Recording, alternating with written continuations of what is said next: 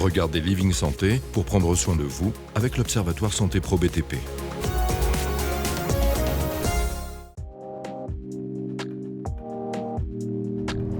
Difficulté à avoir un bébé? Première erreur, chercher un responsable. Deuxième erreur, penser que la fertilité ne concerne que les femmes. Bienvenue dans Living Santé. Aujourd'hui, j'ai la chance de recevoir 2 spécialistes avec moi. Bonjour messieurs. Bonjour. La première question que je voudrais vous poser à tous les deux, c'est qu'est-ce que ça signifie fertile et infertile? Alors la fertilité, c'est la capacité biologique, donc basée sur des tests à pouvoir concevoir ou pas. L'infertilité, c'est le fait d'essayer pendant 1 an ou éventuellement chez les femmes de plus de 35 ans après 6 mois, et ne pas arriver à avoir de grossesse. Ce qui est complètement différent de la stérilité, qui est l'incapacité irréversible à obtenir une grossesse. Et ça concerne qui? Je dirais que la fertilité, c'est comme les disputes, c'est un problème de couple. Oui. C'est dans un tiers des cas l'homme, dans un tiers des cas la femme, dans un tiers des cas les deux ensemble. Et les hommes le sous-estiment et viennent tardivement dans leur parcours, alors que s'ils venaient au début, on pourrait les aider plus efficacement. Donc l'idée, c'est d'arrêter de pointer du doigt un responsable. C'est d'autant plus important qu'il y a 10% des cas où il n'y a pas de cause retrouvée. Ça, c'est de l'infertilité qu'on appelle inexpliquée. Tous les bilans qu'on va faire vont retrouver aucune anomalie. Et alors justement, entre vous deux, qui fait quoi? En général, quand même, ça arrive dans le cabinet ou le bureau du gynécologue. D'accord. C'est souvent la femme qui s'en préoccupe. Et c'est elle qui prend les devants pour aller consulter. Et donc, ça arrive chez nous, on va faire tout un tas de bilans. Et ces bilans peuvent déboucher de temps en temps sur un problème masculin qu'on va identifier. Et on adressera, dans ce cas-là, à l'urologue. C'est important qu'on travaille en équipe. On a tendance à réduire les problèmes d'infertilité à un problème féminin. Mais l'homme a sa place en consultation et dans ce bilan. Mickaël, est-ce que avoir ces règles, ça signifie forcément qu'une femme est fertile? Malheureusement, non. Ça veut dire qu'on ovule, c'est-à-dire un saignement régulier à peu près tous les mois. Mais ça ne veut pas dire qu'on ovule bien.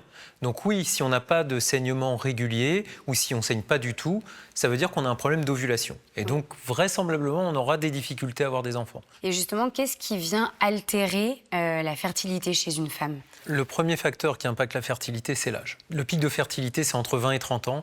Et après, ça fait que décliner. À partir de 35 ans, de manière assez sévère, 37 ans encore plus. Et on va dire qu'à 40 ans, la femme n'est quasiment plus fertile, malheureusement. Après, il y a tout un tas de cofacteurs. Il peut y avoir des troubles de l'ovulation, on peut avoir des problèmes d'utérus, des fibromes, des polypes, des choses comme ça, ou des malformations.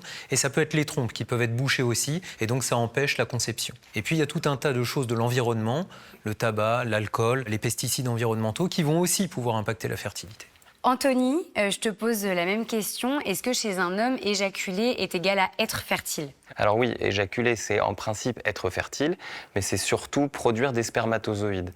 Dans le sperme, il y a plusieurs choses, de l'eau, des oligoéléments, du sucre et des spermatozoïdes.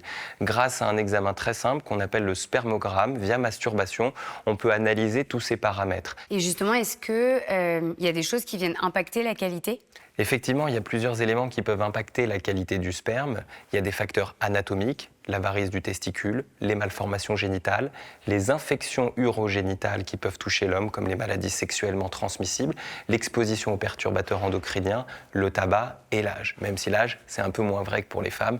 On a vu de célèbres acteurs devenir parents très tardivement. Oui. Mais avec le temps, on voit depuis plusieurs années que la qualité du sperme, de manière générale, se détériore avec les années. D'accord. Et est-ce qu'il y a des solutions pour réussir à l'améliorer? C'est ça l'avantage, c'est que chez l'homme, il y a des solutions pour améliorer la qualité du sperme. Il y a une chose qui est importante à comprendre, c'est qu'en réalité, un spermatozoïde met 74 jours à se développer. Ça veut dire que dès l'instant où vous changez quelque chose dans vos habitudes, dans votre alimentation, tout ce que vous allez faire à un instant T va avoir un impact sur votre fertilité dans 74 jours. Et qu'est-ce qu'un homme peut faire pour améliorer la qualité, justement? Arrêter l'exposition tabagique, éviter l'exposition aux perturbateurs endocriniens, avoir une hygiène de vie qui soit impeccable et un régime méditerranéen et bio. Et on l'a vu, je pense que tu as dû voir en consultation un peu comme moi, pendant cette période d'isolation durant la Covid, on avait des couples qui étaient en parcours PMA, ils ont changé de vie, changé de mode de vie, de régime diététique, d'équilibre, ce qui a permis un retour à une fécondité beaucoup plus facilement. Il y a sûrement aussi le fait qu'ils avaient plus de rapports. Aussi. Et puis même moins de stress aussi dans cette période-là. Tout le monde était chez soi à faire des activités. Des fois, le fait d'avoir le stress, j'imagine, qui diminue, ça aide aussi. Moins de stress, plus de rapports, faire plus attention à soi. c'est forcément mieux pour la fertilité. Et tu parlais de chaleur, Anthony, c'est peut-être précis ce que j'ai demandé, mais il n'y a pas une histoire aussi avec les caleçons chez les hommes? En fait, les testicules pendent. Il y a bien une raison. Ils sont dans une petite poche qui permet de réguler la température. Sinon, ils seraient à l'intérieur du ventre, comme les ovaires chez la femme. Lorsque l'on réchauffe les testicules, en mettant des sous-vêtements trop serrés, des pantalons trop serrés, le téléphone portable dans la poche, par exemple, ça les altère. Et je conseille, en première intention, de changer de sous-vêtements. Vous avez tous les deux, que ce soit pour la fertilité chez les hommes ou chez les femmes, parlé du tabac. Quel impact ça a sur notre fertilité? Ça détruit les ovules et en fait, il faut savoir que les femmes qui fument sont ménopausées 2 ans avant les autres. Donc c'est dire à quel point ça détruit les ovules. Et en plus de ça, elles vont être moins fertiles, les ovules seront de moins bonne qualité, plus de grossesse extra-utérine. Bref, c'est absolument à bannir. Oui, le tabac détruit les spermatozoïdes et peut se retrouver dans le liquide séminal à l'origine de fausses couches. C'est l'un des éléments qui permet une amélioration de la qualité du sperme dès l'instant où il est sevré. Concrètement, qui doit consulter et quand? Concrètement, une femme doit consulter à partir du moment où elle essaie d'avoir un enfant avec son partenaire, avec des rapports sexuels réguliers 3 fois par semaine au moins, au bout d'1 an si elle a moins de 35 ans, si elle a plus de 35 ans au bout de 6 mois. Elle doit consulter avant si elle a des cycles irréguliers, si elle a des douleurs très importantes qui peuvent évoquer une endométriose, s'il y a des antécédents familiaux d'infertilité, de ménopause précoce, et elle doit consulter finalement dès lors qu'il y a des antécédents gynéco personnels, type infection sexuellement transmissible ou autre. Et chez les hommes, on doit consulter en cas de douleurs testiculaires, quand on a des antécédents médicaux urologiques, des malformations, quand il y a des troubles sexuels, parce qu'une panne ou un trouble de l'érection, il n'y a pas forcément d'éjaculation derrière, et après 1 an de rapport bien mené chez les hommes. Nous, on voit souvent les deux en même temps, très souvent, et c'est important de voir les deux parce que c'est une problématique de couple. Nous aussi, on voit les couples, mais ce qui est très étrange, c'est que c'est souvent madame qui parle. Elle a vu le gynéco, mais elle prend la place de son homme en consultation. Elle arrive avec la pile de documents qui est bien pleine, tout est hyper bien rangé dans un trieur, alors que monsieur se demande en fait, mais qu'est-ce que je fais là? À quelle sauce je vais être mangé? La seule chose qui nous intéresse, c'est d'essayer de comprendre un petit peu sa fertilité et de prescrire les bons examens au bon moment pour que ça puisse être fait en parallèle de la consultation du gynéco. Est-ce que l'infertilité, ça peut cacher autre chose comme problème de santé chez la femme ou chez l'homme? On a tendance à dire qu'en fait, l'infertilité pourrait être un symptôme. En fait, ça pourrait être un symptôme de pathologie un peu plus vaste. De temps en temps, on dépiste des diabètes. S'il y a du surpoids, il peut y avoir de l'hypertension. Il y a des femmes qui ont des intolérances au gluten, avec des maladies cœliaques qui sont dépistées aussi dans le cadre de l'infertilité. Donc des fois, c'est simplement un symptôme. Alors ça ne veut pas dire qu'il faut commencer à avoir peur de tout, toutes les maladies si on n'y arrive pas. Mais en tout cas, ça vaut le coup d'aller voir un médecin qui va faire un bilan un peu global pour savoir si l'infertilité n'est pas juste un signe noyé au milieu de beaucoup d'autres choses. Bien sûr. C'est pareil chez l'homme, c'est un moyen de pouvoir enfin examiner les organes génitaux, de vérifier qu'il n'y ait pas d'anomalie de varices et parfois malheureusement des cancers du testicule qui touchent les hommes jeunes et qui peuvent avoir une incidence sur leur fertilité.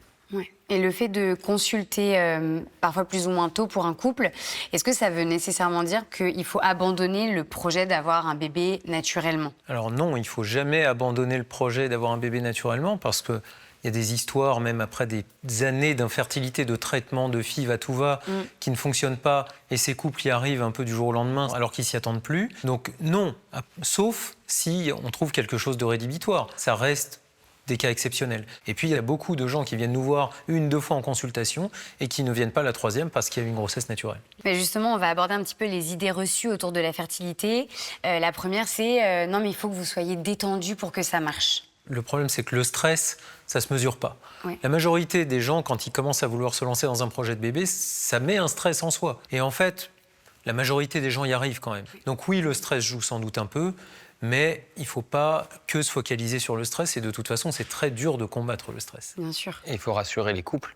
Il y a seulement 1 chance sur 4 de concevoir quand les planètes sont bien alignées, quand le cycle est parfait et qu'ils ont des rapports au bon moment. Une autre idée reçue qu'on voit beaucoup dans les films, c'est ce truc, après un rapport, en fait, de se dire il faut absolument que je reste allongée, voire que je mette les jambes en l'air. En fait, ça sert strictement à rien. Les spermatozoïdes sont très mobiles, Anthony pourra le dire, ils ont une vitesse de progression très rapide qui leur permet, dès l'éjaculation, d'aller sur le site où ils doivent aller. Ils ne retomberont pas. En fait, les spermatozoïdes, ils bougent en décrivant une flèche et ils sont plusieurs à bouger. Mais il y en a seulement un petit pourcentage qui va atteindre leur cible et ils n'ont pas besoin de plus pour y arriver.